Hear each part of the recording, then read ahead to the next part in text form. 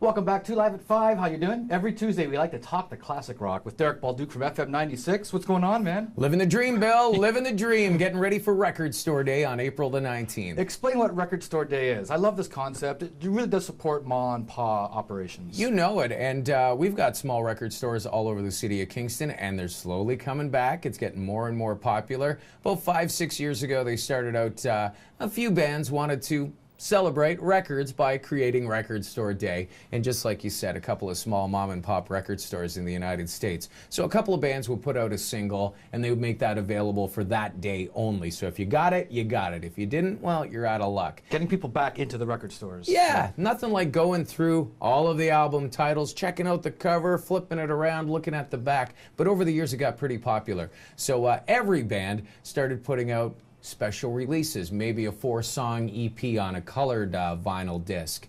And then it snowballed into, hey, let's do some reissues. Limited edition vinyl. Let's put it on 180-gram vinyl, the nice heavy stuff from the 70s. And it's just snowballed and taken off over the years. And this year is going to be a great Record Store Day, I'm telling you, Bill. Well, Aerosmith has a bunch of re-releases. Boy, Draw the Line, Record Store Day release. Night in the Ruts, which is really cool. Rock in a Hard Place and Rocks. Those are all going to be released on vinyl on April the 19th. Now, limited pressing, so get them if you can get them because they're not going to last very long. Remastered with bonus tracks, I'm assuming? Yeah, usually they do that, and there'll be different versions of colored vinyl. One might be pink, one might be orange, one might be red. So if you're a true fan, you're going to hunt them down and get all 3 colors if you can. Well, on that Aerosmith tip, they are touring with Slash. Yeah, it's kind of like a flash back into the past sort of for Slash, because when Guns N' Roses first toured, they toured with Aerosmith.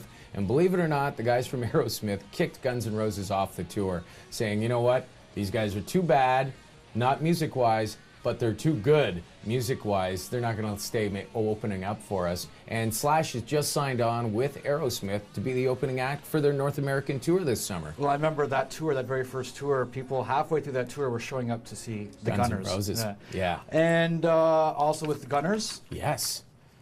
Tour has started. And this is exciting news if you're a Classic Rock FM 96 listener. They started off their South American tour. They're doing about 30 shows. Axl is smart. When it's cold up here, they're playing down in South America where it's nice and warm, and they're actually huge down there where they can draw up to 100,000 people for some of their concerts. But yeah, the tour has started. It's going to make its way a little bit, couple shows here and there in North America, and then again the Las Vegas residency, where you can win yourself a trip right here on Classic Rock FM 96 with our Man Cave number 4. I've been listening, and again, this is Guns N' Roses without Slash. It's so sad that it's Guns N' Roses without Guns N' Roses, just Axl Rose basically. That's pretty and much Dizzy it. Reed is kind of hanging around. He was with the Use Your Illusion 1 and 2 records. Keyboard player. Yeah. Well, this week on March 26th, back in 1986, Guns N' Roses was signed to Geffen Records. And who would have known?